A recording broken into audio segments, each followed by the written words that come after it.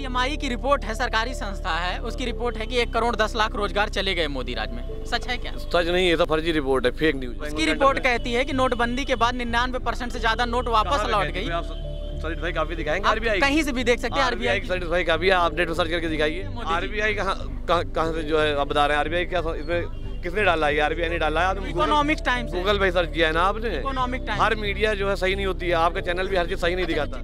ये सिर्फ विरोधियों की फेक न्यूज है जो चलाते हैं। एक बात खबर झूठ फैलाई जा रही है, सरकार को बदनाम करने की कोशिश की जा रही है। HAL सरकारी कंपनी है, हाँ। उसको ठेका न दे करके अंबानी के नई बनी कंपनी को क्यों दिया? HAL को ठेका इसलिए नहीं दिया कि HAL से कांग्रेस को कमीशन फिक्स था।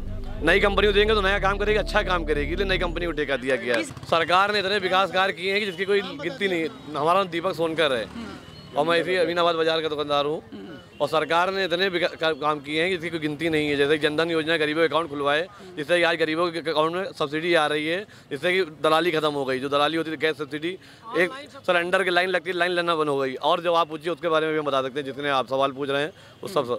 और राफेल के मुद्दे पर जो आप बता रहे हैं, तो उस पर जो कोई तरह का घोटाला नहीं हुआ है।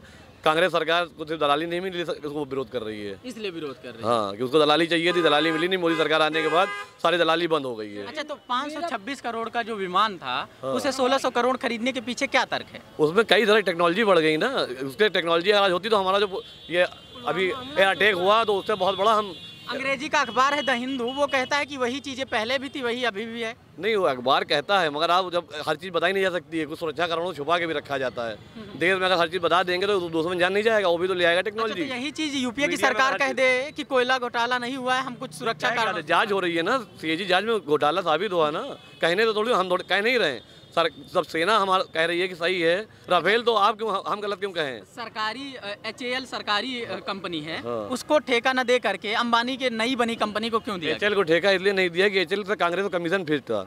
नई कंपनी को देंगे तो नया काम करेगी, अच्छा काम करेगी, इसलिए नई कंपनी को ठेका दिया गया। इसलिए सरकारी कंपनी पे ना भरोसा करके अंबानी कंपनी नहीं होती। कंपनियां सरकार की, क्यों कांग्रेस 60 साल राज करा, सरकारी बनाई कंपनी थी, वो मिले हुए थे। अगर हम उनको देते तो फिर वही गलत काम होता। इसलिए नई कंपनी देंगे, नया आदमी कोई भी होता है। नया मोदी प्रधानमंत्री बने तो आज देश कहाँ है आपका? और पुरानी कांग्रेस बन रही थी, हर बार परिवारवाद चल रहा था, तो देश कहाँ था? आप बताइए, हर आदमी शर्मिंदा हो रहा था। मनमोहन सिंह प्रधानमंत्री थे, कभी तन के खड़े हो पाए देश के लिए, कोई बात रख पाए? आज मोदी पूरी दुनिया में जो है नाम क्यों हो रहा मोदी का, मोदी मोदी डंका क्यों बज रहा है? अभी बताइए, रोजगार के सवाल पे लोग कह रहे हैं कि वादा तो 2 करोड़ रोजगार का था। रोजगार दिया है ना हमने, स्टार्टअप इंडिया के तहत लोन दिया, मुद्रा योजना में लोन दिया, तो इतने लोन हमने बांटे। वो बिजनेस कर रहे हैं, लोग बिजनेस में बिजनेस करा रहे हैं, तो रोजगारी दे रहे हैं। अगर हम एक दुकान खोलेंगे, 4 वर्कर रखेंगे, तो उनको रोजगार नहीं दे रहे हैं। नौकरी करेगा तो अकेला आदमी करेगा। सीएमआई की रिपोर्ट है, सरकारी संस्था है, उसकी रिपोर्ट है कि 1 करोड़ 10 लाख रोजगार चले गए मोदी राज में। सच है क्या? सच नहीं, ये तो फर्जी रिपोर्ट है, फेक न्यूज है। हर वो रिपोर्ट फर्जी है जो भाजपा सरकार या मोदी सरकार पर आरोप लगा। हर वो रिपोर्ट फर्जी नहीं, फर्जी है रिपोर्ट। आप साबित कर दिए कि सही है रिपोर्ट। और मोदी सरकार अगर अच्छी ना होती तो आप ये बताइए कि आज पूरी दुनिया में क्यों मोदी सरकार डंका बज रहा? और जब पुलवामा हमला हुआ था तो अमेरिका ने क्यों कहा कि भारत कुछ बड़ा करने वाला है? अमेरिका को कैसे पता? तो सोचिए, अमेरिका को पता है कि भारत कुछ करने वाला है, इससे पहले कभी अमेरिका ने नहीं कहा। अच्छा, रिजर्व बैंक ऑफ इंडिया के बारे में जानते हैं? रिजर्व बैंक ऑफ इंडिया के बारे में जानते हो? सभी बैंकों का जो है वो मतलब एक बड़ी संस्था है। सभी उसकी रिपोर्ट कहती है कि नोटबंदी के बाद 99% से ज्यादा नोट वापस लौट गई। सर्टिफाई काफी दिखाएंगे, आरबीआई कहीं से भी देख सकते हैं। आरबीआई सर्टिफाई काफी है, आप नेट पर सर्च करके दिखाइए। ये सिर्फ विरोधियों की फेक न्यूज है जो चलाते हैं। एक बात खबर झूठ फैलाई जा रही है, सरकार को बदनाम करने की कोशिश की जा रही है। जो सरकार के खिलाफ जो खबरें फैलाई जा रही है वो सब झूठ है। नहीं, सब नहीं, कुछ होती है, मतलब सारा ये फर्जी फेक न्यूज बता रहे हैं। अगर झूठ सच होती तो आज मोदी सरकार के लोग इतना क्यों कह रहे होते? हर सर्वे बता रहा है कि 80%, 65% ही मोदी लोगों को पसंद क्यों बने हुए हैं? अच्छा, आखिरी सवाल ये है, राजनाथ जी का काम कैसा लगा?